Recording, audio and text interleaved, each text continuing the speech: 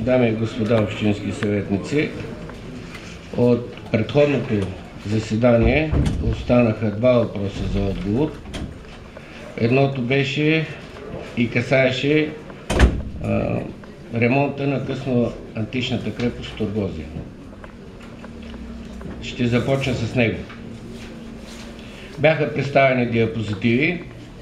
На всеки диапозитив съм поискал да се даде отговор от компетентните органи.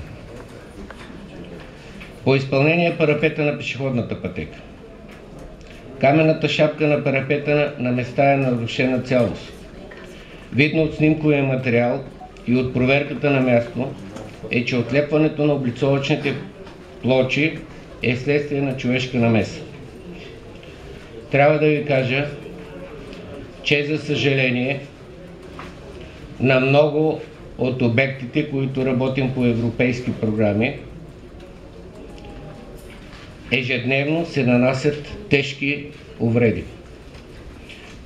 Отговарям най-вече за, и което ме притесни най-много, за детските площадки. През миналата година сме дали над 50 000 лева средства, които бяха необходими за изграждане на една нова детска площадка, по ремонт на детски площадки, по европейски програми изпълнени.